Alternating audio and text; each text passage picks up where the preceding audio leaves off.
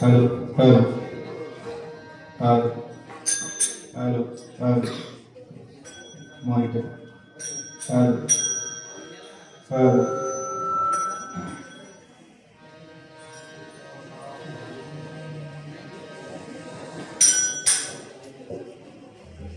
रामकृष्ण हरी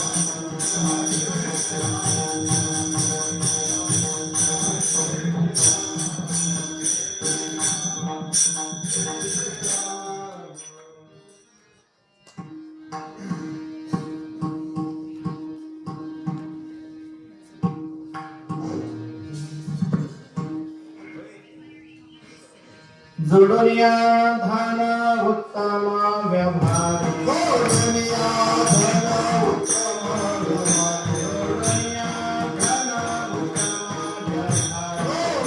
जोडूनिया धन उत्तम व्यवहारी जोडूनिया धन उत्तम व्यवहारी रास विचारी विचारी रास विचारी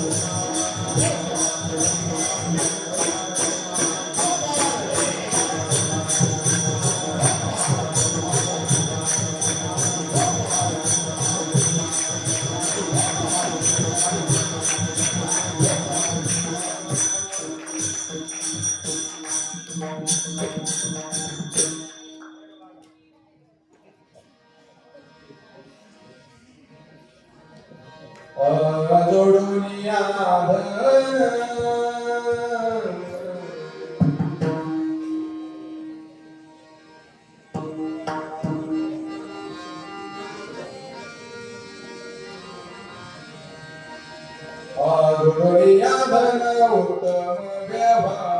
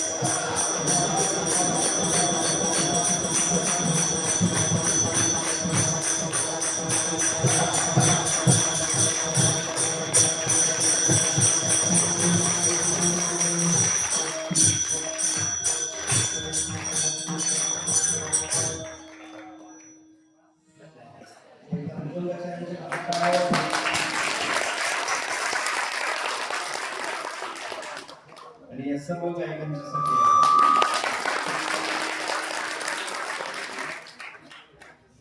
माझ्यासाठी नका वाजवा म्हणजे वाजवा हेच सांगायचं होतं पण म्हणावं कसं जोडून या धन उत्तम व्यवहारी जोडून या धन उत्तम व्यवहारी उदास विचारी वीच करी उत्तमची गती तो एक पावील उत्तम भोगील जीव खाणी परोपकारी निणे परस्त्रिया सदा बहिणी माया उत्तमची गती तो एक पाविला उत्तम भोगील जीव खाणी शांतुबेन हे कोणाचा वाईट वाढवे महत्व बळीदांचे उत्तमची गती तो एक पाविला उत्तम भोगील जीव खाणी भूत दया गायी पशूंचे पालन भूत दया गायी पशूंचे पालन तांढिया जीवन बना माझे उत्तमची गती तो एक पाविला उत्तम भोगील जीव खाणी तुका म्हणे हेच आश्रमाचे फळ तुका म्हणे हेच आश्रमाचे फळ परमपद बळ वैराग्याचे उत्तमची गती तो एक पाविला उत्तम भोगील जीव खाणी विठाला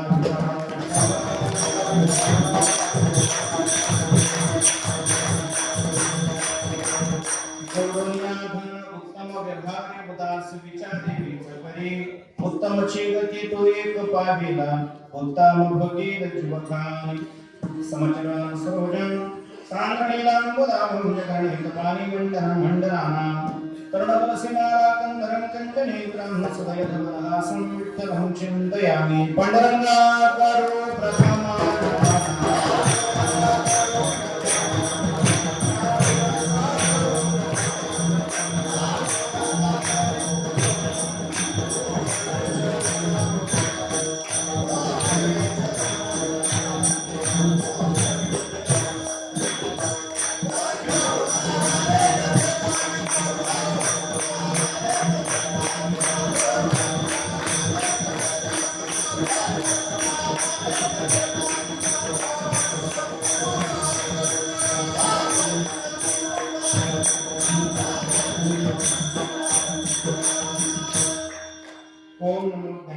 करुणाकरा दयाळा पुंसां कमला भरो पावन सर्वचराचरे नमो सद्गुरु कृपया दीपा नमो सद्गुरु सच्चिदानंद रूपां नमो सद्गुरु भक्त कल्याण मूर्ते नमो सद्गुरु भास्करापूर्ण कीर्ती सेवेलागी सेवक झालो तुमच्या भगवंत चरणा अहो स्वामी कृपया देवा यावरी नगराभि अभेद अनादि अंबिका भगवती बोध परडी घेऊनी हाती पोत ज्ञानाचा पाजळते उलो उलो भक्तनाची गोंधळाये ओ जगदंबे गोंधळाये ओ जगदंबे जोडून या धम उत्तम व्यवहारी उदास विचारे बीज करी उत्तम गती तो एक पाविला उत्तम भोगी जीव खानी रसपूत प्राप्त स्थळी प्राप्त बसून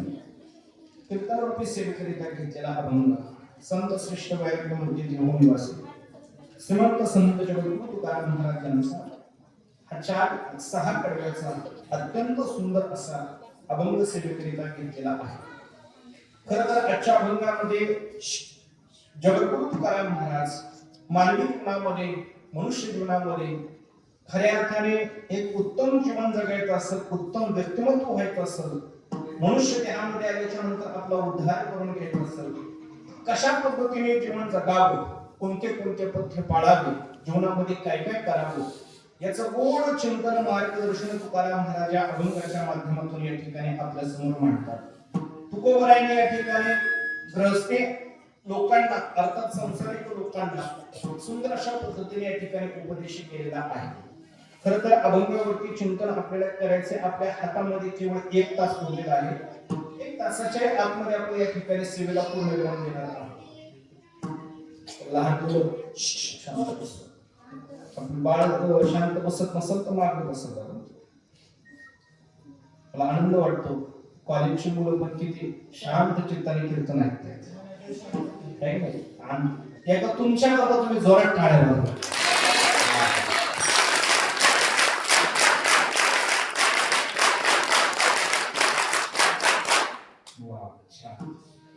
असंच 1 तासभर फक्त मनाचे कान करून कीर्तन ऐका. जास्त वेळ कीर्तन नाही करायचं थोडंच करायचं पण चांगलं करायचं. तुम्हाला बरं वाटेल असं कीर्तन करण्यापेक्षा तुमचं बरं कसं होईल असं कीर्तन करण्याचा मी प्रयत्न करणार आहे. अगदी थोड्या वेळेमध्ये आपल्या समोर मोजक्या शब्दांमध्ये या ठिकाणी मांडण्याचा प्रयत्न करणार आहे. खरं तर आज या ठिकाणी आपल्या पारगावमध्ये आपल्या पुण्यामध्ये sir Parshuram college SP college या कॉलेजचा सारा कॅम्प हिवाळी आणि या ठिकाणी कॅम्प या ठिकाणी संपन्न होतोय. आपल्या पारगाव ग्रामस्थांचा हा असणारा योग आहे. पारगाव ग्रामस्थांच्या वतीने उत्तम पद्धतीने सेवा केली जाते सोय केली जाते. त्याचबरोबर या ठिकाणी स्वामी विवेकानंद विचार मंच यांच्या वतीने अत्यंत सुंदर अशा पद्धतीने आपण सर्वांचं अर्थात आलेल्या सर्व या मुलांचं आणि या ठिकाणी कॅम्पचं व्यवस्था केलेली आहे. त्याच्यामध्ये स्वामी विवेकानंद मंचचे आणि अध्यक्ष असणारे जे शेळके असतील त्यांचे सर्व सहकारी असतील या सर्वांच्या वतीने त्याचबरोबर आपल्या सर्व ग्रामस्थांच्या वतीने उत्तम अशा पद्धतीने या ठिकाणी सहकार्य या कॅम्पला केलेलं आहे. खरं तर आज एवढं इतकं चांगलं आहे. खरं तर आजची कीर्तन सेवा नियोजित महाराज दुसरे होते ते काही कारणास्तव येऊ शकले नाहीत. मानवी जीवन म्हटलं की अनेक अडचणी असतात संकट असतात ते येऊ शकले नाही. म्हणून 15-20 मिनिटापूर्वी अर्ध्या तासापूर्वी अचानक आमचे अविनाश दादा सूर्यवंशी यांचा अचानक फोन आला की तुम्ही पट करत आहे तसं कपडे घालून लवकर इथे या. मी आज गावातला म्हणजे कपडे म्हणजे बदलून कीर्तनाचे कपडे घालून तुम्ही लगेच या. आणि मग या गावात थोडं वस्तीवरती असल्यामुळं 15-20 मिनिटाचा काळ होता. आणि मग या ठिकाणी अविनाश दादांनी या ठिकाणी मला बोलवलं आणि मला येत असताना त्यांनी थोडीशी कल्पना दिली. सर परशुराम कॉलेजच्या स्तरीय एसपी कॉलेजचे हे विद्यार्थी आहेत हे कॅम्प आहे आणि मला आनंद वाटला तुमच्या कॉलेजचा आणि आमचा जरी आम्ही तिथं प्रत्यक्षात शिकलो नसलो तरी संबंध कसा आहे ऐका. तुमच्या सर परशुराम कॉलेजचे असणारे पूर्वीचे प्राचार्य मामासाहेब दांडेकर तुम्ही नाव ऐकलेलं असेल किंवा तुमच्या कॉलेजमध्ये आता मामासाहेबांचं तिथं अस्तित्व असणार आहे. मामासाहेब दांडेकर हे प्राचार्य होते. तेच मामासाहेब दांडेकर आळंदीमध्ये वारकरी शिक्षण संस्था आमच्यासारखे कीर्तनकार घडवले जातात. त्या संस्थेमध्ये सद्गुरू जोग महाराजांनी ती संस्था स्थापन केली. जोग महाराजांचे शिष्य मामासाहेब दांडेकर आणि मामासाहेब दांडेकर हे तुमच्या कॉलेजला प्राचार्य होते. इकडे आळंदीतही असायचे आणि पुणे ते असायचे. आणि मग त्या मामासाहेब दांडेकरांचे शिष्य गुरुवर्य पांडुरंग महाराज वैद्य म्हणजे त्यांच्याकडे मी कीर्तन शिकलो, पक्का शिकलो. ते पांडुरंग महाराज वैद्य मामासाहेब दांडेकरांचे असणारे शिष्य. अर्थात ही असणारी परंपरा जरी मी कॉलेजमध्ये नसलो शिकलो तरी पण माझ्या गुरुजींच्याकडून मी कायमस्वरूपी मामासाहेबांचं चरित्र ऐकलेलं आहे. मामासाहेबांचं फार मोठं योगदान तुमच्या कॉलेजला आहे. इथं आल्याच्या नंतर आनंद वाटला. त्याचबरोबर आपले शिंदे सर त्यांचा परिचय झाला आल्याच्या नंतर. हे सर्व आणि या ठिकाणी हा योगायोग असतो बघा. आणि म्हणून या ठिकाणी योगायोगाने असणारी कीर्तन सेवा आज या ठिकाणी माझ्याकडे आहे. त्याचबरोबर बऱ्याचशा गोष्टी उल्लेख करण्यासारखे आहेत. अविनाश आमचा सलाव आलेला हा इन्स्टा नावाचा युट्यूबचा चॅनल आहे. या चॅनलच्या माध्यमातून मला तुम्हाला सांगावंसं वाटते की वारकरी संप्रदायाची कीर्तन परंपरा किंवा वारी सांप्रदायिक कार्यक्रम जगामध्ये युट्यूबच्या आणि या चॅनलच्या माध्यमातून कुणी पहिल्यांदा पोहोचवले असतील तर चला वारीला या चॅनलच्या माध्यमातून आमचे अविनाश दादा सूर्यवंशी यांनी हे कीर्तन वारी वगैरे या ठिकाणी प्रसारित केले बघा. म्हणून खऱ्या अर्थाने त्यांचे सुंदर अशा पद्धतीचं योगदान आहे. अशा पद्धतीने या ठिकाणी बऱ्याचशा गोष्टी उल्लेख करण्यासारख्या आहेत. आणि या कीर्तनाचा अचानक आलेला योग खर तर त्यांनी मला फार आग्रहपूर्वक सांगितलं तुम्हाला थोडा त्रास देतोय पण त्रास वगैरे असं काही नाही. आपण एकच गावची मग गावच्या माणसाने गावकीने अशा काळात नाही धावून यायचं मग कधी यायचं. नुसतं म्हणायचं का आम्ही गावकी आम्ही भावकी नाही का आम्ही गावकरी नुसतं म्हणायचं नाही. मग ज्या वेळेला अशी काहीतरी अडचण येते त्यावेळेला आपल्याच गावचा माणूस आपल्या तवकीतला माणूस आपल्याच असलेल्या जवळचा माणूस धावून आला पाहिजे. ते त्यांच्या करता आज धावून आले उद्या ते माझ्या करता येणार आहे. कसली हात येऊ शकत नाही. बाकी नाही पण सोशल मीडियाची बाकी काही नाही. आम्हाला तेवढीच अपेक्षा आहे फक्त आता सध्या काळात सोशल मीडियावरती आणि महाराज असला की खूप मोठा महाराज असा लोकांचा गैरसमज आहे. पण आम्हाला पण आता त्याची थोडीशी आवश्यकता आहे. चला अशा पद्धतीने सुंदर असा योग आलेला आहे. या ठिकाणी अगदी थोड्या वेळामध्ये या ठिकाणी मी कीर्तन सेवा परिपूर्ण करणार आहे. आणि मुलांनो खरं तर तुम्हाला पाहिलं ऐकण्याला मला एखाद्या कल्पना दिली त्या माध्यमातून तुम्हाला काहीतरी जरा उपदेश घडावा. तुम्हाला काहीतरी जरा हिताच्या चार गोष्टी कळाव्या. तुम्हाला संस्कृती कळावी. तुम्हाला आपले संस्कार कळावे. आपल्या जीवनामध्ये पुढे जाऊन आपल्याला काय करायचंय हे तुम्हाला कळावं याच्याकरता या अभंगाची मी निवड केली आहे. ऐका खरं तर या ठिकाणी अगदी कमी वेळेमध्ये या ठिकाणी मी बोलण्याचा प्रयत्न करणार आहे. खरं तर तुम्ही आज विद्यार्थी अवस्थेमध्ये आहात पण आज तुम्ही विद्यार्थी अवस्थेमध्ये असणारे सर्व मुलं असतील मुली असतील पण भविष्यामध्ये तुम्ही एक चांगल्या कुठल्या तरी क्षेत्रामध्ये आणि चांगल्या पोस्टवरती असणार आहे. मग भविष्यामध्ये तुमच्या असणाऱ्या परिवाराची जबाबदारी तुमच्यावरती असणार आहे. भविष्यामध्ये तुमच्या कुटुंबाची जबाबदारी तुमच्यावरती असणार आहे. एक उत्तम पद्धतीचं व्यक्तिमत्व उत्तम पद्धतीचं मनुष्य उत्तम पद्धतीचं असणारं आणि या ठिकाणी तुम्ही मनुष्य घडावं याच्याकरता हा तुकाराम महाराजांचा अभंग आणि तुकाराम महाराजांचा हा उपदेश या ठिकाणी आपल्या समोर आणि मी सादर करणार आहे.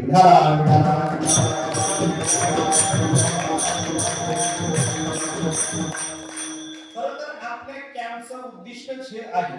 आपण या ठिकाणी 7 दिवस आलेलो आहोत. कशा करता आपली संस्कृती आपल्याला कळावी माहिती व्हावी. त्याचबरोबर खेडे गावामध्ये कशा पद्धतीने या ठिकाणी आणि कशा पद्धतीचं राहणीमान असतं किंवा कशा पद्धतीने या ठिकाणी आपले संस्कार असतात हे आपल्याला कळावे. बहुतेकदा आता शहरांमध्ये थोडी कठीण परिस्थिती झालेली आहे. खेडेगावामध्ये खूप चांगले अजूनही शहरांमध्ये थोडं कठीण. शहरांमध्ये संस्कृती या गोष्टी थोड्याशा कमी प्रमाणामध्ये आपल्याला बघायला मिळतात पण खेडे गावामध्ये आपल्याला या गोष्टी अजूनही बघायला मिळतात. त्यातही तुम्ही 7 दिवस या ठिकाणी आहात. रोजची तुमची दिनचर्या दिनक्रम फार सुंदर आहे बघा. मला वाटतं रोज तुम्ही तास 2 तास गावची स्वच्छता करता. हे करतात का मुलं? नाही ग्राम स्वच्छता हे तुम्ही अभियान या ठिकाणी करता किंवा स्वच्छता करता, सेवा करता, या गोष्टी फार मोठ्या तुमच्याकडून घडतात, चांगली गोष्ट आहे. त्याचबरोबर या ठिकाणी तुम्हाला संस्कृती कळावी, विविध राज्यांची, विविध असणाऱ्या भाषांची, विविध असणाऱ्या भागाची संस्कृती कळावी, याच्याकरता काही आपण सांस्कृतिक कार्यक्रम सुद्धा या ठिकाणी घेतो. त्याचबरोबर थोडं संप्रदाय आपल्याला कळावा आणि आपल्याला संतांच्या असणाऱ्या अभंगाच्या माध्यमातून आपल्याला काहीतरी चांगले चार हिताच्या गोष्टी कळाव्यात, मिळाव्यात, याच्याकरता ही कीर्तन सेवा आयोजित केलेली आहे. आणि त्या निमित्ताने जगद्गुरु तुकाराम महाराजांचा अभंग घेतलेला आहे. अधिक न बोलता मी प्रस्तावनेला सुरुवात करतो, ऐका. आजच्या अभंगामध्ये तुकाराम महाराज आपल्याला पैसा कमवायला सांगतात, पैसा कमवायला सांगतात. पण पैसा कमवत असताना कशा पद्धतीने कमवायचा हे सूत्र तुकाराम महाराज या अभंगाच्या माध्यमातून सांगतात.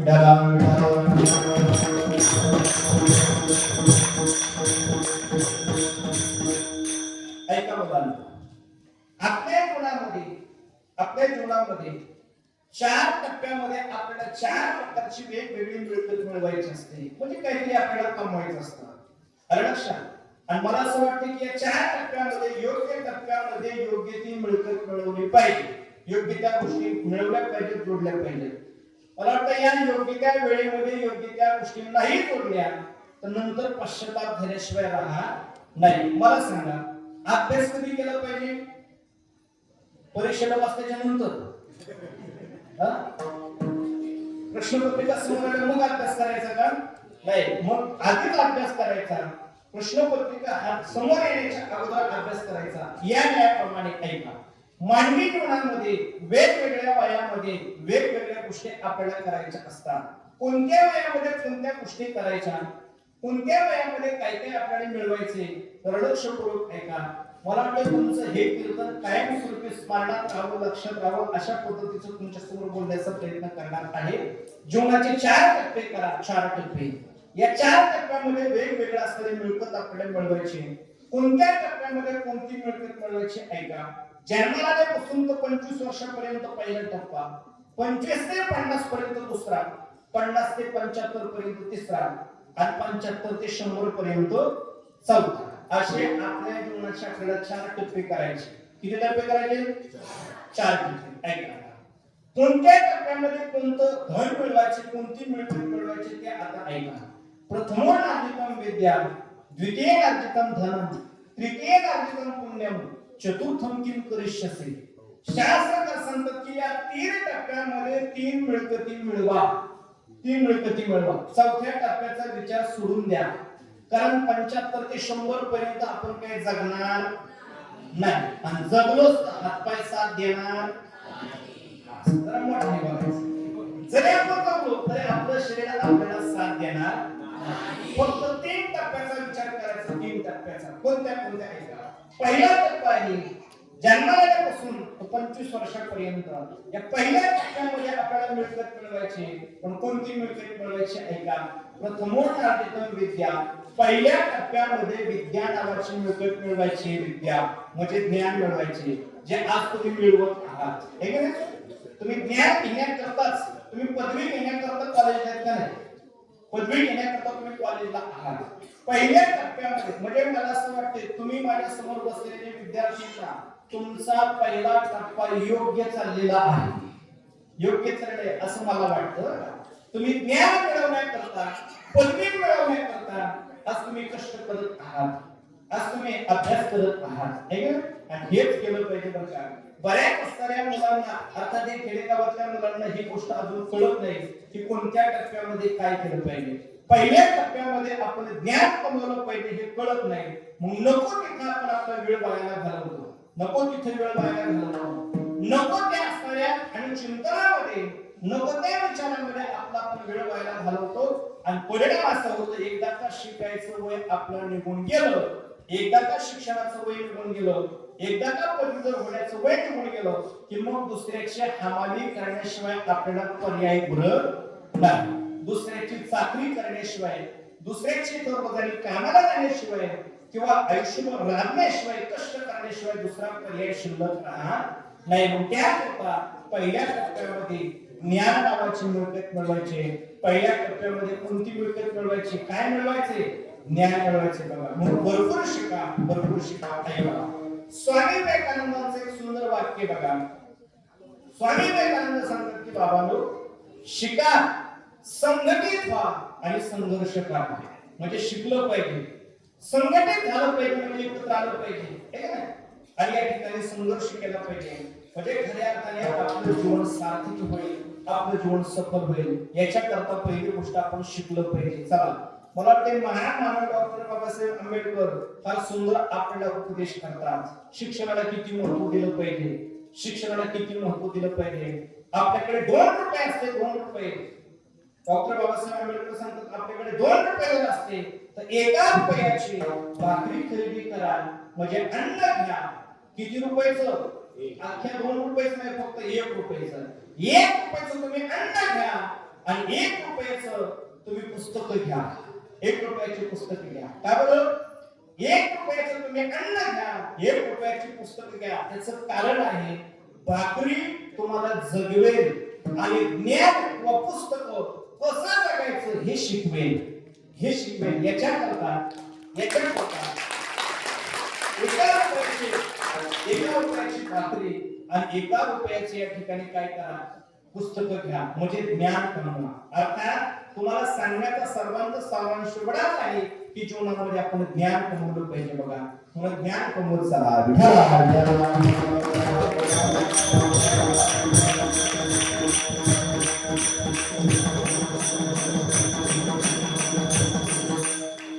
कधी ज्ञान न कमवता आपण नको त्या गोष्टीमध्ये वेळ घालवतो. वेळ बाकीकडे घालवू नका.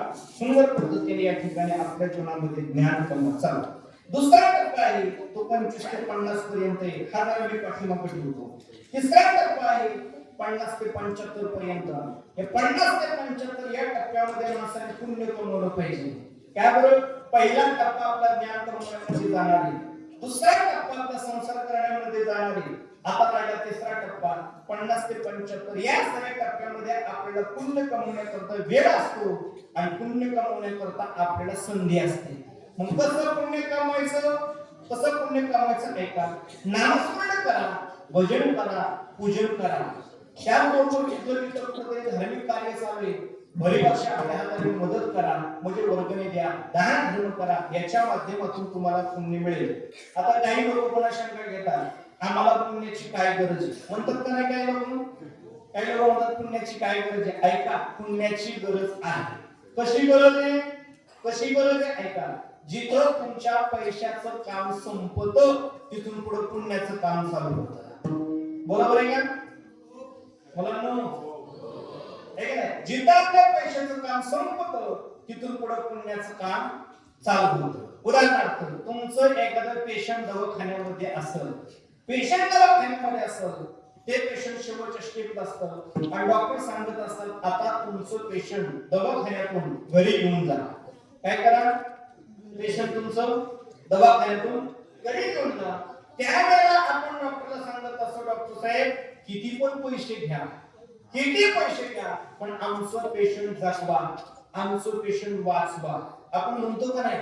एवढंच नाही आपण डॉक्टरला सांगू शकतो, म्हणजे लय पैसेवाले लोक असं म्हणतील, हा कोरा चेक घ्या आणि तुमच्या इच्छेने तुम्ही 11 टाका आणि काय पाहिजे तेवढे तुम्ही पैसे घ्या. डॉक्टरला म्हणतील पाहिजे तेवढे पैसे घ्या पण आमचं पेशंट जगवा. ऐका, डॉक्टर आपल्याला एकाच वाक्यात सांगणार येतात की बाबांनो, तुमच्या पेशंटचा जो दवा आहे म्हणजे औषध आहेत ना, औषध काम करायची बंद झाली म्हणजे आता दवा उपयोगाचा नाही, आता दुआ उपयोगाचा आहे. दुआ म्हणजे आशीर्वाद, दुआ म्हणजे पुण्य. म्हणजे जिथं पैसा संपला तिथून पुढे पुण्याचं काम चालू झालं. म्हणून पुण्य आपल्या जीवनामध्ये अत्यंत महत्वाचं आहे. म्हणून पुण्य कमवण्याचा प्रयत्न करा. माझे महाराज फार गोड वर्णन करतात, जिथं पैसा संपतो किंवा पैशाचं काम संपतं ना तिथून पुढे पुण्याचं काम सुरू होतं. बघा, करा हरी भक्ती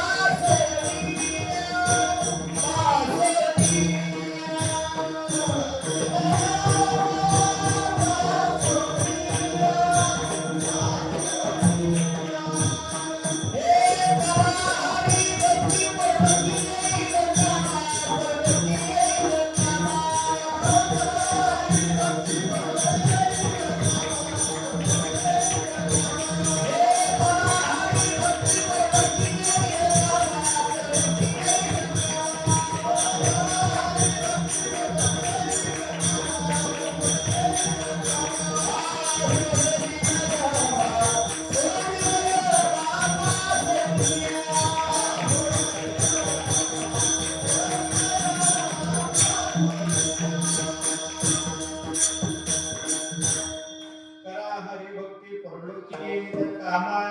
महाराज सांगतात की हरिभक्ती करा म्हणजे पुण्य कमवा. कशा करता? परलोकी येईल कामा. तुम्हाला परलोकामध्ये हरिभक्ती कामाला येईल, पुण्य कामाला येईल. म्हणून ऐका, पुण्य कामवा. हे का पुण्य कामाला येईल. काय असतं माहितीये का? काही गोष्टी आपल्या डोळ्याने दिसतात, काही गोष्टी आपल्या डोळ्याने दिसतात, पण काही गोष्टी आपल्या डोळ्याने दिसत नाही, पण त्याचा परिणाम आपल्याला जाणवतो, परिणाम दिसतो. त्यापैकी पुण्य नावाची गोष्ट आहे, पाप नावाची गोष्ट आहे. पाप डोळ्याने दिसत नाही आणि पुण्य डोळ्याने दिसत नाही, पण ते परिणाम दाखवल्याशिवाय राहणार नाही. बरं लक्षात. पाप असेल तो तुम्हाला दुःख भोगावं लागेल आणि पुण्य असेल तर तुम्हाला सुख भोगायला मिळेल. बरं लक्षात. म्हणून पुण्य करा, पुण्य करा.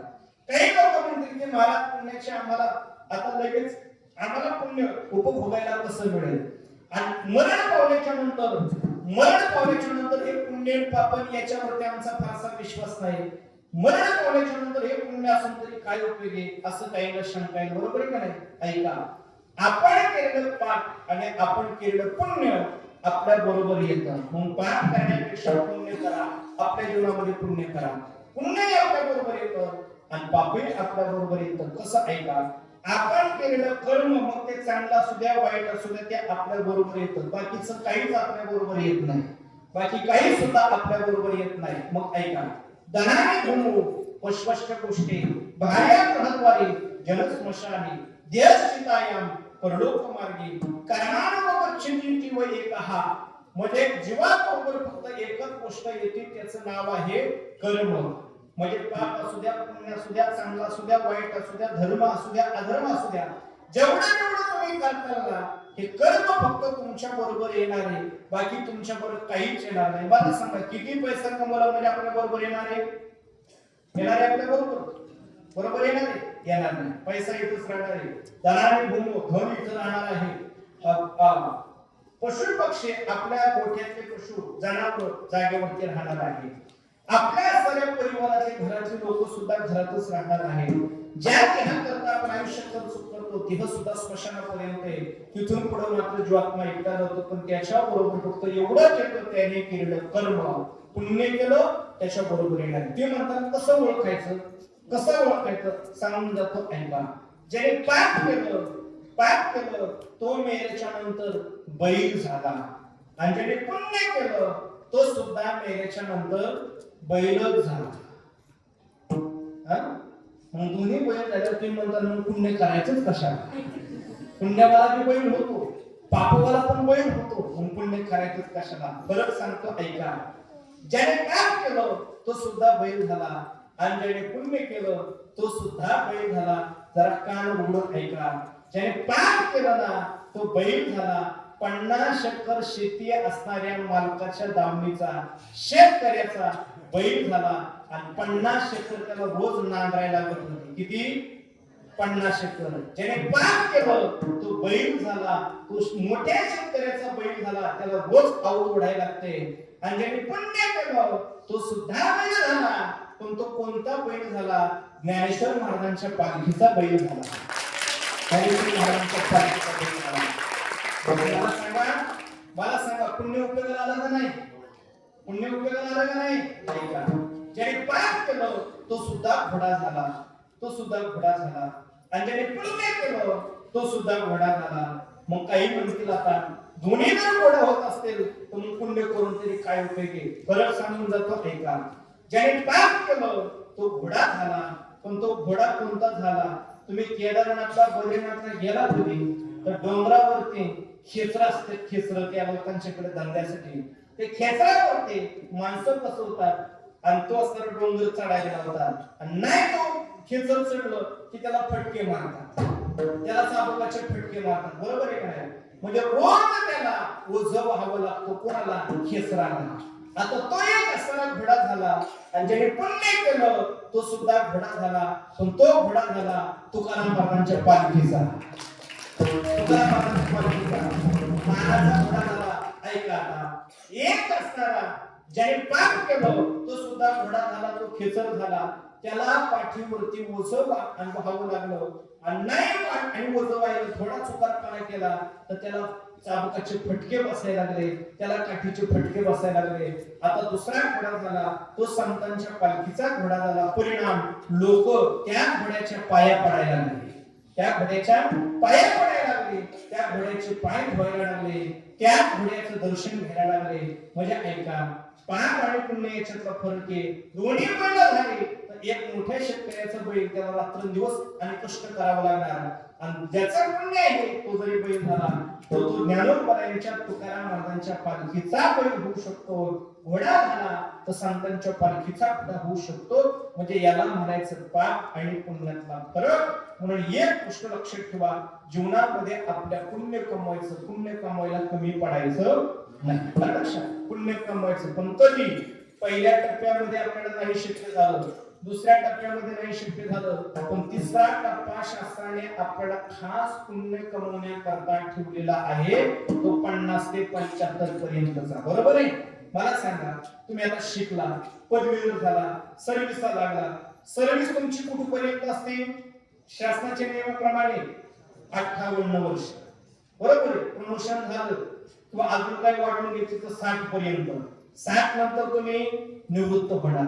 60 नंतर तुम्ही निवृत्त झाला की तुम्ही पुण्य कमवायचे, पुण्य कमवायला कमी पडायचं नाही. चला ऐका, पहिल्या टप्प्यामध्ये ज्ञान कमवा, लक्षात. दुसऱ्या टप्प्यामध्ये मागे ठेवलेलं आहे आणि तिसऱ्या टप्प्यामध्ये पुण्य कमवा. चौथ्या टप्प्याचा विचार धरूच नका. आपण 75च्या पुढे जगणार एवढीच खात्री तुम्हाला आताच नाही, असं करू नका. जरा व्यायाम करा, चांगला आहार घ्या, जगता काळजी करू नका. पण आपण जगून हे खात्रीशीर सांगू शकत नाही. मग एक काम करा, या चौथ्याचा विचारच करू नका. मग काय करा? 3चा विचार करा. राहिला 2 नंबरचा टप्पा.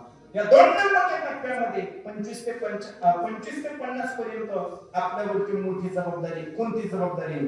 आपल्या या वयामध्ये लग्न होत असतं, आपल्यावरती पत्नीची जबाबदारी आता वाढली, आपल्यावरती मुलाबाळांची जबाबदारी वाढली, आपल्यावरती आपल्या माते पितेची जबाबदारी वाढली, आपल्यावरती आपल्या नातेवाईकांची जबाबदारी वाढली. वाढली का नाही? आणि एवढी कमी झाली असली तर सासूरवाडीची वाढली का? वाढते का नाही? सगळी जबाबदारी आपल्याला पार पाडावी लागते. आणि मग ऐका, एवढ्या सगळ्यांची जबाबदारी पार पाडायचं, एवढ्या सगळ्यांना सांभाळायचं म्हणजे काय पाहिजे? पैसा. पैसा पाहिजे. बघा, पैशाशिवाय काही सुद्धा चालत नाही. पैशाशिवाय काही सुद्धा चालत नाही. मला वाटतं प्रत्येक गोष्टीला पैसा पाहिजे, प्रत्येक गोष्टीला पैसा पाहिजे. पैशाशिवाय काही सुद्धा होत नाही. म्हणून एक काम करा, या दुसऱ्या टप्प्यामध्ये आपल्यावरती पत्नीची, मुलाबाळांची, आपल्या आई वडिलांची, आपल्या कुटुंबाची, नातेवाईकांची सगळ्यांची जबाबदारी आहे. आणि सगळ्यांची जबाबदारी पार पाडत असताना आपल्याला पैसा कमवायचा आहे. मग तो पैसा कमवला पाहिजे. आता मला सांगा, पैसा कमवत असताना किती पैसा कमवला पाहिजे? सांगा मुलांनो, पैसा कमवताना किती पैसा कमवायचा? घर सांभाळू शकता किंवा अजून फ्युचर साठी वाचू शकता तेवढं. वा, धन्यवाद. पण आता मला हे आता पुढचा प्रश्न विचारायचा आहे. घर सांभाळण्या इतका, फ्युचर इतका, म्हणजे जीवनावश्यक गोष्टी मिळवण्याकरता पैसा कमवायचा, बरोबर आहे.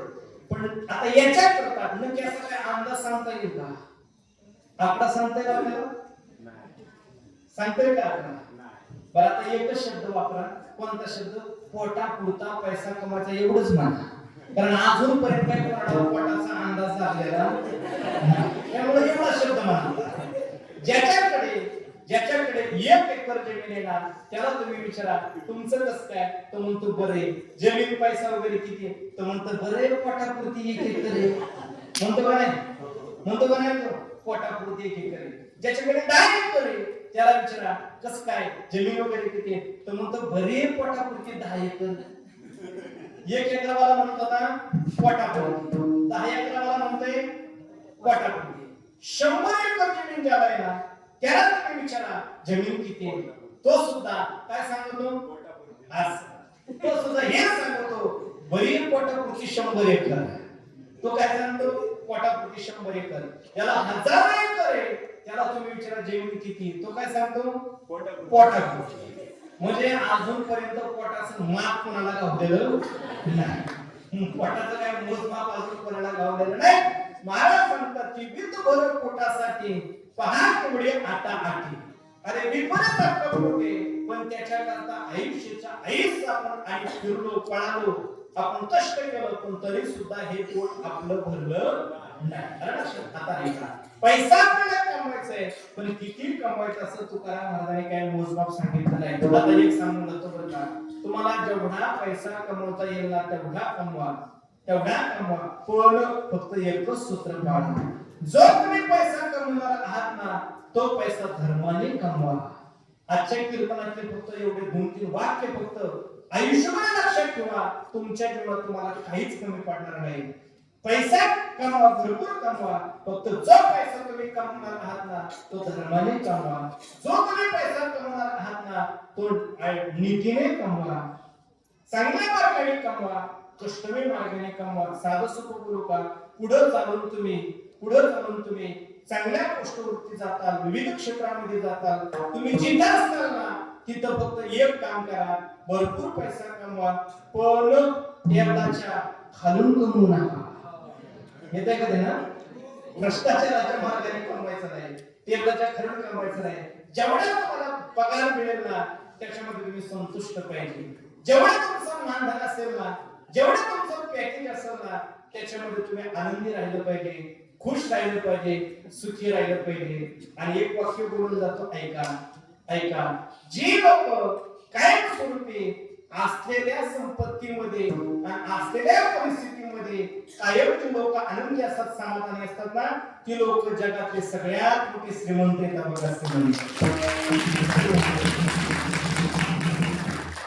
ज्याच्याकडे कोट्यावधीचं धन आहे पण त्याच्या चित्तामध्ये समाधान नसेल तर त्याच्यासारखा भिकारी दुसरा कोणीच नाही. त्याच्यासारखा भिकारी कोणी नाही. म्हणून ऐका, भिकारी कुणाला म्हणतात? शंकराचार्यांना काही विद्यार्थ्यांनी विचारलं, महाराज या जगामध्ये भिकारी कोण आहे? कोवय दरिद्र म्हणजे कोण दरिद्र आहे, कोण भिकारी? शंकराचार्यांनी सांगितलं, विशाल तृष्णा म्हणजे त्याची तृष्णा म्हणजे त्याची आशा खूप मोठी आहे ना तो सगळ्यात मोठा भिकारी आहे बघा. ज्याची जेवढी मोठी आशा तो तेवढा मोठा भिकारी. जवळी असता पोटी धन संतुष्ट नाही ज्याचे मन तो परम दरिद्री जाण सत्य जाण उद्धवा. म्हणजे त्याच्याकडे कोट्यावधीची संपत्ती पण चित्तामध्ये समाधान नाही तर तो सगळ्यात मोठा भिकारी असं समजायचं. मला लक्षात. पण काय करता, एक काम करा, काय करा, कुटुंबाकरता आपल्यावरती जबाबदारी याच्या करता आपल्याला पैसा कमवला पाहिजे. फक्त जो आपण पैसा कमवणार आहात ना तो पैसा फक्त धर्माने नीतीने चांगल्या मार्गाने कमवा. म्हणजे कसा कमवा, तुकाराम महाराज आजच्या घेतलेल्या अभंगाच्या पहिल्या कडव्यामध्ये सांगतात.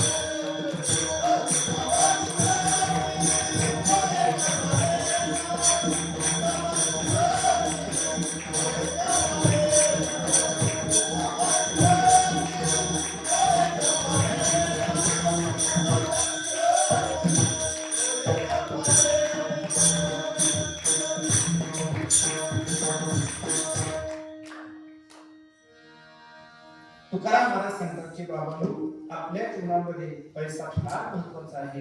पैसा कमवा, किती कमवा असं काही मोजमाप सांगितलं नाही बरं का. किती पण कमवा, किती पण याचा अर्थ तुम्हाला जेवढा कमवता येईल ना तेवढा. असं काय नाही हजारात कमवा, लाखात कमवा, कोट्यात कमवा असं काय नाही. मग तुम्हाला जेवढा कमवता येईल ना तेवढा कमवा. फक्त एकच पथ्य पाळा. कोणतं पथ्य? ऐकाल का? आजच्या कीर्तनातून हे वाक्य आपल्या कायमस्वरूपी लक्षात ठेवून पाठ करा. फक्त आपल्याला पैसा कमवायचा आहे, जेवढा कमवता येईल तेवढा कमवा. पण फक्त तो धर्माने, नीतीने, चांगल्या मार्गाने कमवा. आपल्या जीवनात काहीच कमी पडणार नाही बघा. चांगल्या मार्गाने, कृष्णमय मार्गाने कमवलेला जो पैसा आहे ना तो आपल्याला सुख देतो, तो आपल्याला आनंद देतो, तो आपली भरभराट करतो. आणि चुकीच्या मार्गाने कमवलेला पैसा, चुकीच्या मार्गाने कमवलेला पैसा आपल्याला दुःख देतो. आपल्याकडे तो जास्त दिवस राहत नाही, तो निघून जातो. ऐका, चुकीच्या मार्गाने कमवलेला पैसा आपल्याकडे फक्त 10 वर्ष राहतो. किती वर्ष? 10 वर्ष. 10 वर्षानंतर तो जातो, म्हणजे निघून जातो.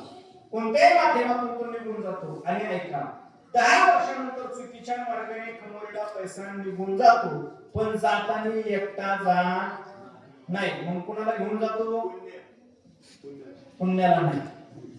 पुण्याला नाही. तुमचा घरचा जो पैसा होता ना पहिला, त्या पैशाला, चुकीच्या मार्गाने कमवलेला पैसा जाताना तुमच्या घरच्या पैशाला सुद्धा घेऊन जातो. याच्याकरता पैसा कमवताना चांगल्या मार्गाने कमवा. आणि खरं सांगू का, हे चुकीच्या मार्गाने लबाड्याने असं केलेला पैसा राहतच नाही बरं का. लबाडी केलेला पैसा राहतच नाही. कारण तो राहत नाही. कसा राहत नाही? ऐका आता उदाहरण कोणाने. एकाने म्हैस घेतली, त्या म्हशीचं त्याने गावामध्ये रतीब चालू केला. म्हणजे दूध विकायला लागला गावामध्ये. 5 लिटर म्हैस दूध द्यायची. किती? 5 लिटर. हा 5 लिटर दूध काय करायचं? गावामध्ये घालायचा. प्रत्येकाला दूध घालायचा, घरोघरी घालायचा. आता मला सांगा, दूध म्हैस फुल किती दिवस देते? 3 ते 4 महिने. 4 महिन्यानंतर म्हैस जरा दूध द्यायला कमी झाली, म्हणजे ती 4 लिटर द्यायला लागली. जरी म्हशीने 4 लिटर दिलं तरी हा रतीबाला 5 लिटर घालीत होता. कसा घालीत होता? असं तुम्हाला चांगलं कळते बघा. 4 लिटर दूध, पण तो 5 घालायचा, म्हणजे 1 लिटर पाणी वापरायचा आणि मग दूध घालायचा. असं महिनाभर चाललं. 1 महिना गेला, अजून म्हैस कमी झाली बघा. 5 लिटर द्यायची तर 4 ची परत 3 वर आली बघा. 3 लिटर जरी म्हशीने दूध गेलं तरी हा पठ्ठ्या 5 लिटर घालीत होता. कसा घालीत होता? असं. हा 1 लिटर वाढवायचा. आता 5 लिटर घालत होता. अजून महिना गेला, म्हैस 2 लिटर दूध द्यायला लागले, पण हा पठ्ठ्या 5 लिटर घालीत होता. म्हशीने दूध कमी केलं, पण याने दूध कमी केलं. हा पुढे दूध तेवढंच देत होता बघा. म्हैस 1 लिटर वरती आली, हा 4 लिटर पाणी टाकायचा आणि हा दूध घालायचा. ऐका, आता जास्त पण केलेली बैमानी खपत नाही. जरा मापात करायची, पण मापात करायची. जास्त नाही करायची, खपत नाही बघा. आधा दूध आधा पाणी, ज्यादा झाले तो बैमानी. पण जास्त बैमानी चालत नाही. पण त्याने जास्तच बैमानी केली बघा. त्याने 6 महिने दूध घातलं. ऐका, पहिले 3 महिने म्हशीचे फुल दूध आणि नंतरचे 3 महिने कशाचे पैसे? पाण्याचे पैसे. आता 6 महिने दूध घातलं, म्हैस पूर्ण आटली. त्याने म्हैस विकायचं ठरवलं. म्हैस घेतली त्याने, काष्टीच्या बाजारामध्ये गेला, म्हैस त्याने विकली. पण त्याने म्हैस विकली 20,000 रुपयाला. 20,000ला म्हैस विकली. येताना तो निघाला, पण उशीर झाला. पूर्वीच्या काळामध्ये गाड्या नाही, पायी यावं लागायचं. जंगल लागलं. बरं, पैसे घेणाऱ्याने सगळे ठोकळे दिले होते.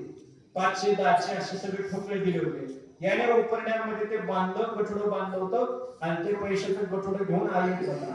रात्रीची असणारी वेळ, जंगल लागलं. त्याने विचार केला, 8-9 वाजता येतात, चोर पकडतील, पैसे घेतील, त्यापेक्षा एक काम करू, झाडावरती आपण मुक्काम करू आणि सकाळी जाऊ. झाडावरती चढला, 12-1 पर्यंत जागला. 1 नंतर त्याला झोप लागली.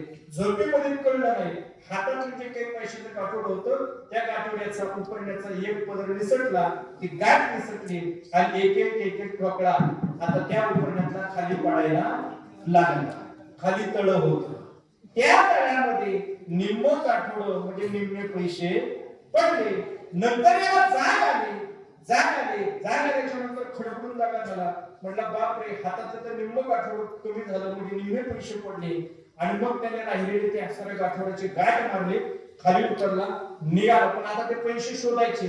खाली बघितलं तर पाणी, तळ, त्याच्यामुळे पैसे सुद्धा आता काढता येणार.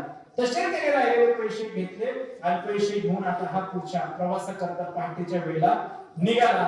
पण तो आता रडायला लागला. त्याच्या डोळ्यातून अश्रू वाहत होते. समोरून एक माणूस आला. तो म्हणला काय झालं रडायला? तो म्हणला नाही, तू विचारलं तर बरोबर होईल. म्हटला सांगण्यासारखंच नाही. पण दादा काय म्हणला?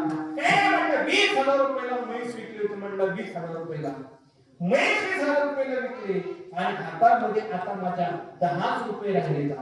10 रुपये राहिले. आणि मग त्याने त्या समोरच्या माणसाने त्याला विचारलं 10,000 रुपये कुठे गेले? त्यांनी सांगितले 10,000 रुपये पाण्यात गेले. 10,000 रुपये पाण्यात गेले. आणि मग आता ज्याने विचारलं त्याला माहित होतं ह्याने गावात दूध कसं घातलेलं, निम्न दूध निम्न पाणी.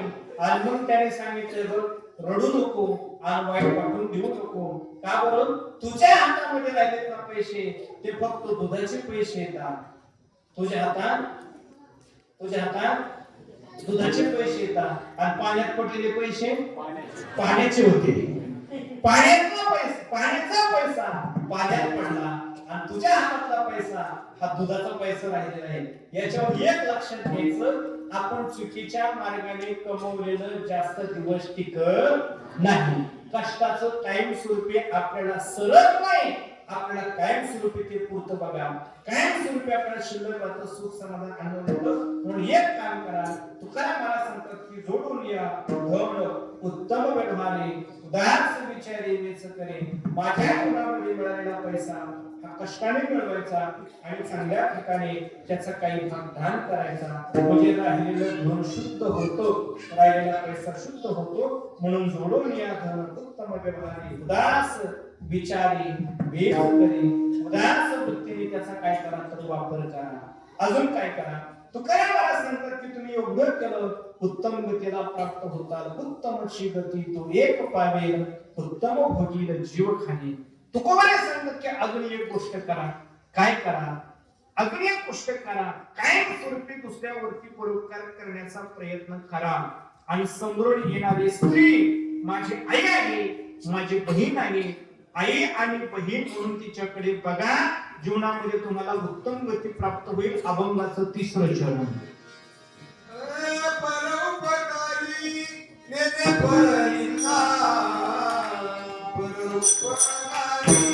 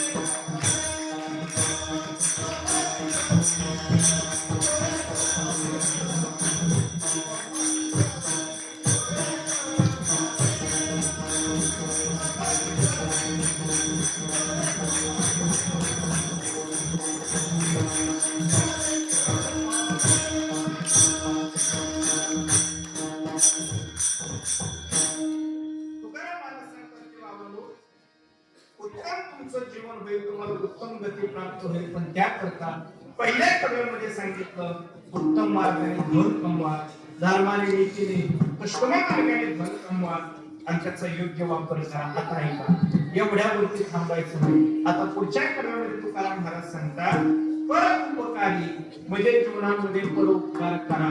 फार महत्वाची गोष्ट आहे बघा, उपकार करत चला.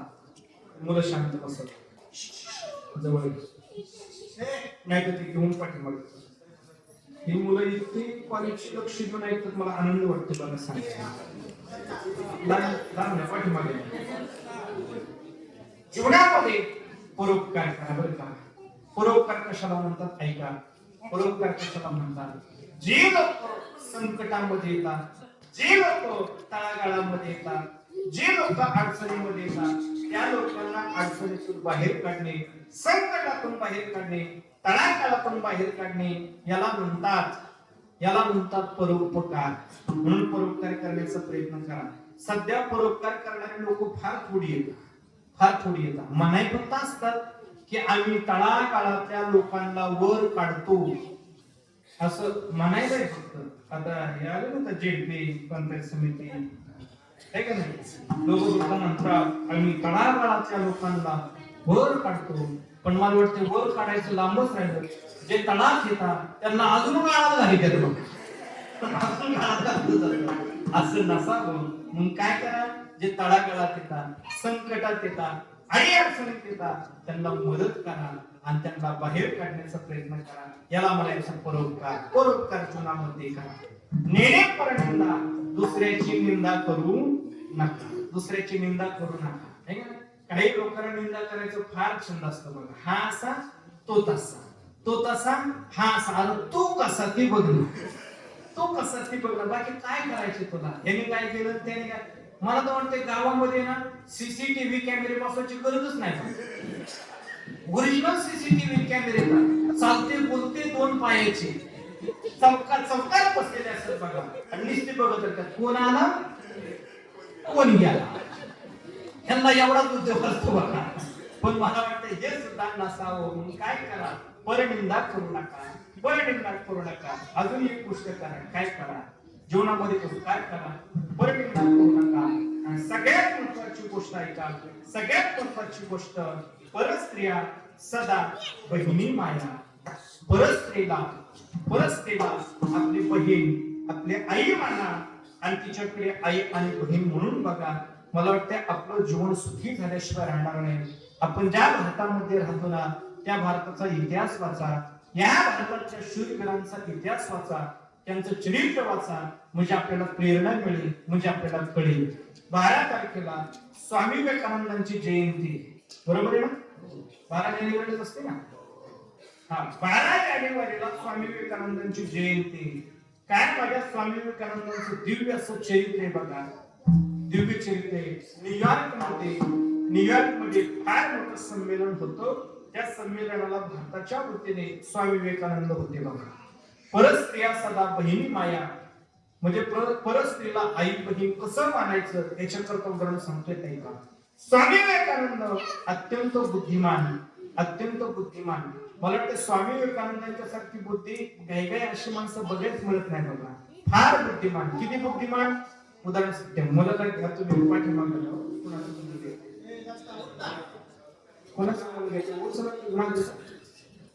मागे जाऊन असं विठाला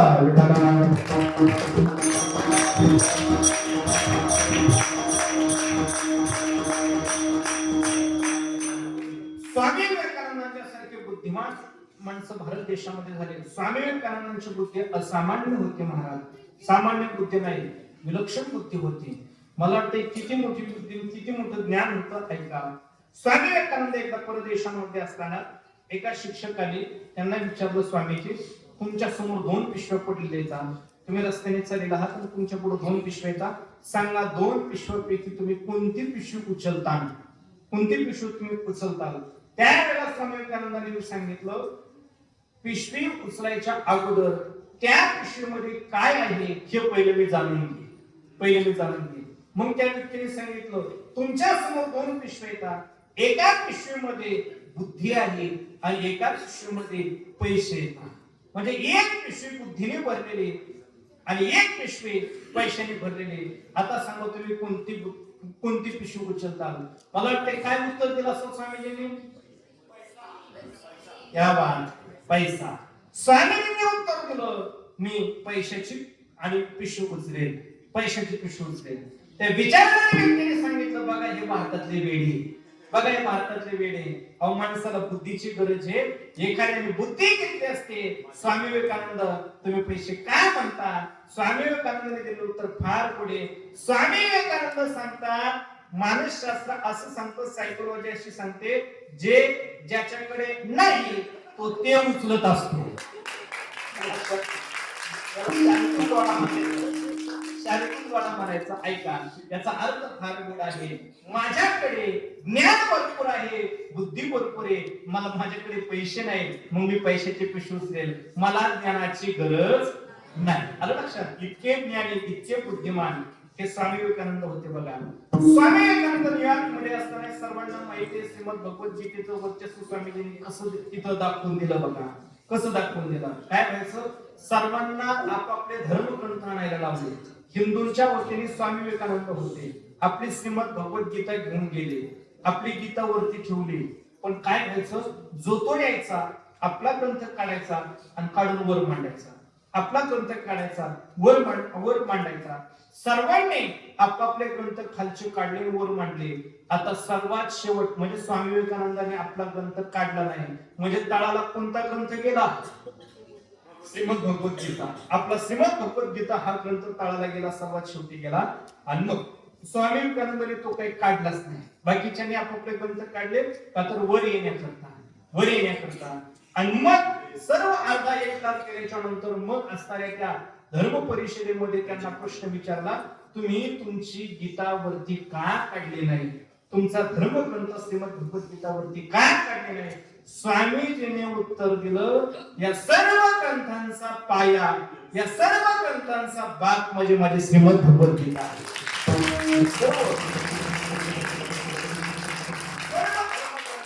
पाया म्हणजे माझे श्रीमद भगवद्गीता. नवे जगातले सर्व धर्म आणि सर्व ग्रंथ माझ्या भगवद्गीतेवरती अवलंबून आहेत. आलं लक्षात? एवढे बुद्धिमान हे स्वामी विवेकानंद होते. बघा ऐका, आता स्वामी विवेकानंदांच्या जीवनामध्ये असा हे सर्व घडल्याच्या नंतर, या परिषदेमध्ये एवढ्या गोष्टी घडल्याच्या नंतर असा प्रसंग आला.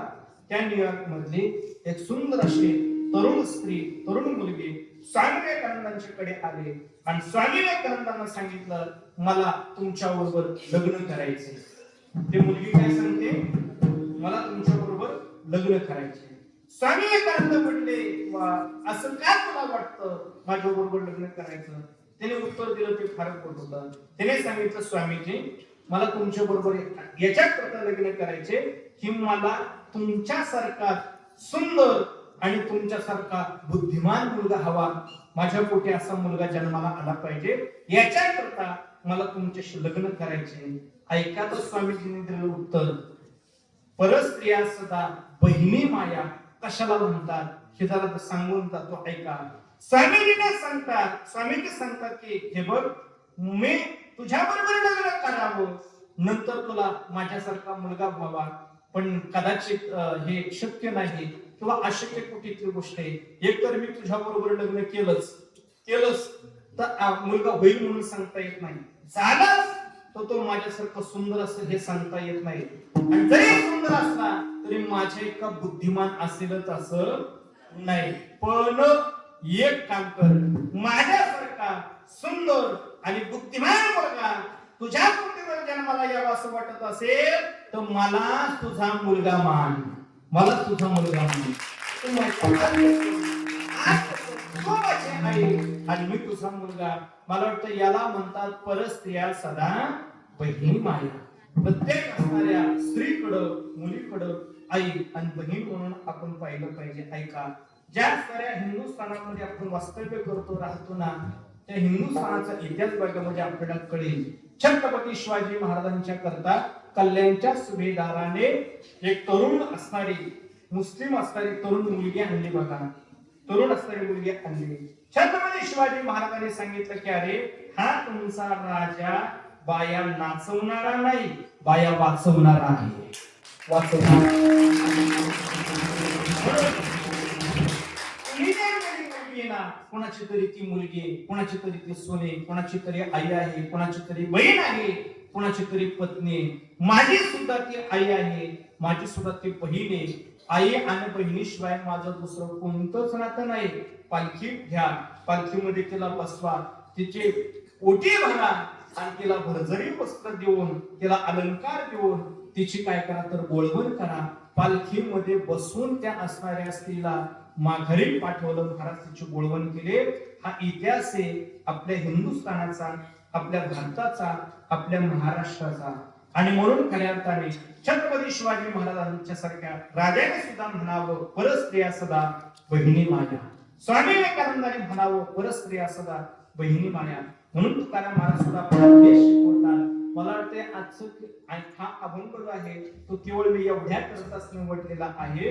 जीवनामध्ये पैसा कमवा, तो धर्माने कमवा, चांगल्या मार्गाने कमवा, चांगल्या ठिकाणी वापरा.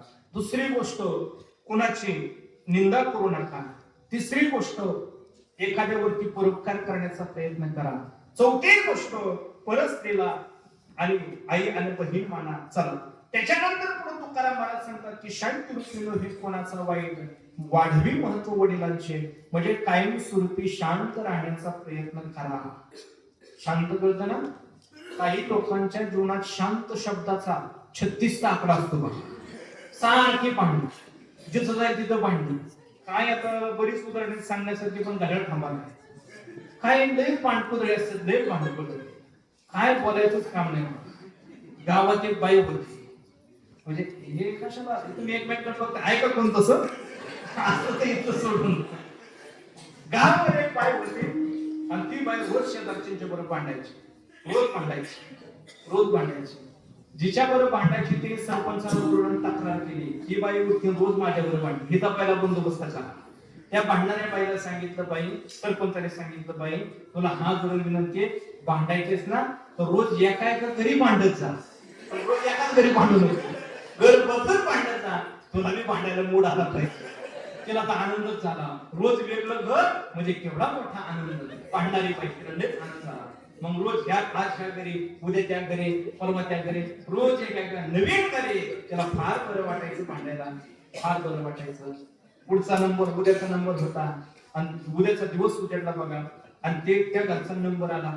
पण सुनबाई हुशार होती. सुनबाई म्हटले भांडणच होऊन देणार नाही. आज त्याला सासूला सांगितलं, आत्या तुम्ही आतल्या घरात बसा, तुम्ही बाहेर येऊन सांगा, मी बघते, आज भांडणच होऊन देणार नाही. ती म्हणली कसं काय, तुम्हाला काय करायचे. सुनबाई बाई होते, भांडणारी बाई आली. ते म्हणले पुढे तुझी सासू. ते म्हणले माझी सासू सासू घरी नाही म्हटले. मग म्हणली एक काम काय कर, मला जरा हार दे. हार म्हणजे चुलीमध्ये हार असतो ना, सकाळ सकाळ चूल पेटवल्याच्या नंतर विस्तव हार. ते म्हणले जरा हार दे, विस्तव दे. ते म्हणले कशात देऊ. कोण म्हणलं, ही घरची सुनबाई म्हटली कशात देऊ. ही भांडाय आलेली म्हटली ती माझ्या पदरात, साडीच्या पदरात. ती सुनबाई चांगल्यावानी म्हटली बरं का, अहो तुमचा पदर जळल नाही का, तुमची साडी जळल आणि बघता काय माझ्याकडे जाईना भांडायला सुरुवात. ती म्हटली माझी साडी जळल, माझा पदर जळल, मला लागलं, तुला काय घ्यायला पडलंय, जाईना भांडायला सुरुवात. घेणं नाही पांडून पांडून भोगा पाडला तिला. ती सुनबाई म्हटली मी टाळण्याचा प्रयत्न केला, भांडण पण टाळलीच नाही. पुढचा नंबर होता दुसऱ्या दिवशी. ती सुनबाई फारच हुशार होती. तिने ठरवलं गावातून एकदाची ही कीड कायमची घालवायची, कायमची किडा घालवायची. ती तयारीतच होती. ती सासूबाईला सांगितलं तुम्ही बाहेर येऊ नका, मी बघते काय सांगते. भांडणारी बाई सकाळ सकाळ आली आणि सुनाला विचारलं पुढे तुझी सासू काय करायचे. म्हटलं काय करायचे, भांडणाचा नंबर आहे, तुझ्या सासूबरोबर भांडायचं आहे. ती म्हटली माझी सासू पण काही कच्ची नाही, माझी सासू भांडणाची तयारी करायची. ती 20 वर्ष झालं मी गावात भांडते, पण एकीने पण भांडणाची तयारी केली नाही. आणि तुझी सासू भांडणाची तयारी कस काय, भांडणाची तयारी हाव म्हटली माझी सासू काही कमी नाही. मग माझी सासू भांडणाची तयारी करायला गेली. म्हटलं तर कोणची तयारी करते. म्हणली जर तुमची दोघींची भांडण लागली आणि तुम्ही जर माझ्या सासूची केस पकडण्याचा प्रयत्न केला तर ती तुमच्या हातात केस येऊ नये म्हणून माझी सासू नाव्याकडे चम्मन करायची. हे म्हणली तुझी सासू चम्मन करायची आणि मी काय कमी आहे का, गिरीने नाव्याकडे गेली नाव्याकडे. नाव्याला सांगितलं लवकर चम्मन कर, लवकर चम्मन कर. तेव्हा म्हणला ही पिढा बांधण्यापेक्षा चम्मन करून लावलेली बरी. त्याने 5 मिनिटांमध्ये गुळगुळीत करून टाकली. 5 मिनिटांमध्ये चम्मन करून टाकला आणि सांगितलं जा आता ऐका. परत ती भांडायला आली. सुनेला विचारलं पुढे तुझे सासू. ते म्हणले अजून भांडण्याची तयारी करते. आता कसली भांडण्याची तयारी? अहो म्हणली चम्मन केला खरं, पण त्या चम्मनला तुम्ही जर हाणलं तर लागू नये म्हणून त्याच्यावरती तेल आणि सिंदूर थापायला गेली. फक्त नाही माझ्याकडे गेली नाही तेल आणि सिंदूर थापायला.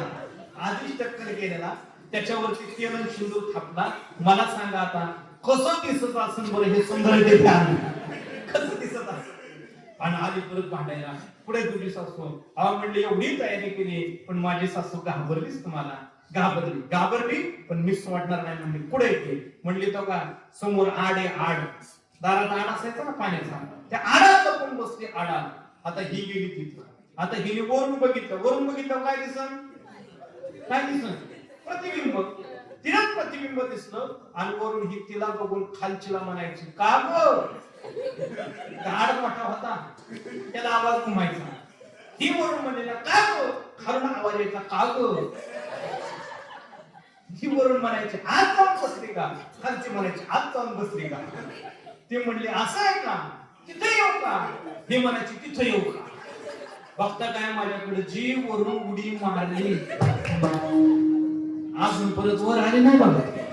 एकदाचीच मी असा काही लोकांना भांडणाचा छंद असतो. पण त्याकरता तुकाराम महाराज सांगतात की एक काम करा, शांती रूपेलं हे कोणाचा वाईट आले कोणाशी भांडण करू नका. आणि जी मुलं शांत असतात ना, जी लोक शांत असतात ना, ते काय करतात? वाढवी महत्व वडिलांचे, आपल्या वडिलांचं महत्व वाढवतात. त्यानंतर तुकाराम महाराज सांगतात की अजून काही गोष्टी करा. कोणत्या गोष्टी? भूत दया गायी पशूंचे पालन. भूतावरती दया करा. भूत या शब्दाचा अर्थ प्राण्यावरती दया करा. दया करायची म्हणजे हत्या करायची नाही. हत्या करणार नाही ना. संडे तसं करायचं नाही. हत्या करू नका. भूत दया गायी पशूंचे पालन. गायींचं पालन करा, पशूंचं पालन करा. ताईने तुम्हाला वनामध्ये एखादा वनामध्ये आहे, तहान दिला आहे, त्याला पाणी देण्याचा प्रयत्न करा. एवढ्या गोष्टी जीवनामध्ये करा. तुम्हाला एक दिवस नक्कीच वैराग्य होईल आणि तुम्हाला भगवंताची प्राप्ती होईल. आश्रमाचे फळ परमपद गोड वैराग्याचे विडोबाद तुम्हारी.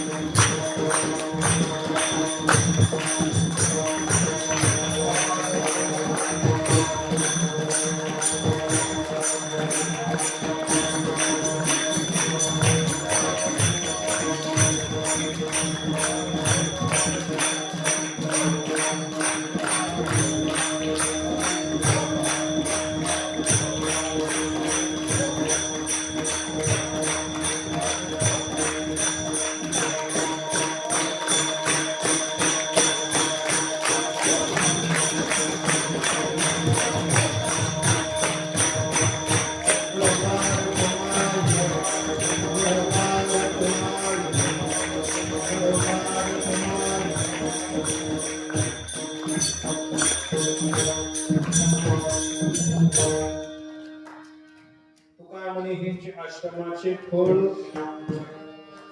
परमपद गोड वैराग्याचे. तुकोबऱ्या सांगतात की वैराग्य होईल आणि ईश्वराची प्राप्ती होईल. पण त्याकरता सुंदर अशा पद्धतीने जीवन जगताना आपल्या जीवनामध्ये पैसा कमवा, चांगल्या मार्गाने कमवा. त्याचबरोबर या तुम्ही 5-6 गोष्टी, ज्या 8 गोष्टी सांगितल्या त्या आपल्या जीवनामध्ये करा. नक्कीच आपलं जीवन यशस्वी होईल. असो खरं तर अभंगावरती आपण चिंतन करत असताना खरं तर आजच्या स्थळी नसेल ज्या निमित्ताने आपण सर्वांना निमित्त ठाऊक आहे. आपल्या SP कॉलेजचा अर्थात सर कृष्णा कॉलेज त्यांचा या ठिकाणी कॅम्प या ठिकाणी आपल्या गावामध्ये आहे आणि मग हा कॅम्प या ठिकाणी अत्यंत चांगल्या पद्धतीने ग्राम स्वच्छता अभियान असेल किंवा आपल्या गावाकडची संस्कृती असेल, आपले संस्कार असेल, या सर्व गोष्टी शिकण्याचा अनुभवण्याचा या ठिकाणी प्रयत्न करत आहे. खरं तर ग्राम स्वच्छता अभियान ही फार महत्वाची गोष्ट आहे बघा. मला वाटते संत गाडगे बाबा कुठल्याही गावामध्ये गेले की पूर्ण गाव स्वच्छ करायचे बाबा, आणि मला वाटतं तेच संस्कार, तोच वारसा आपण या ठिकाणी जपलेला आहे. त्यामुळं तुम्हाला कुठेतरी त्या ठिकाणी एक संस्काराच्या 4 गोष्टी ऐकायला मिळाल्या, याच्याकरता ही असणारी कीर्तन सेवा आज या ठिकाणी आयोजित केलेली आहे. तेव्हा ही कीर्तन सेवा या ठिकाणी करत असताना आमचे सर्व आपल्या गावातील भजनी मंडळी आहेत, टाळकरी मंडळी आहेत, सर्वांचं टाळकऱ्यांचं भजनी मंडळी करोड नृत्य करतो. त्याच्यामध्ये आणि माऊली दादा असतील, त्याच्यामध्ये भाऊ असतील, अप्पा असतील, विजूकाका असतील, विश्वास महाराज असतील, निकम भाऊ असतील, माऊली असतील, जगदाळे अण्णा, देशमुख अण्णा आहेत, विजूकाका आहेत, ही सर्व आमची मंडळी, जुनेकरी महाराज आहेत. या सर्व मंडळीचं सहकार्य त्यांना धन्यवाद देतो. पेटीचे साथ महादेव महाराज यांनी सुंदर अशी दिली, त्यांनाही धन्यवाद. मृदंगाची साथ आणि हरिभक्त कराय. खरं तर जरी आज मृदंग वाजवत असले तरी मुलांना तुमच्यासारखेच ते पण कॉलेजला येतात ना. कुठल्या कॉलेजला आहे येते का? तो सुद्धा BSc ला आहे आणि अत्यंत कमी वयामध्ये, अतिशय कमी वयामध्ये इतका पकवास तयार वाजवतोय. तबला सुद्धा इतकाच तयारीने वाजवतो. आणि नुसतं एवढं नाही, विशारद आणि नुसतं एवढं नाही, कीर्तन पण छान करतो बघा.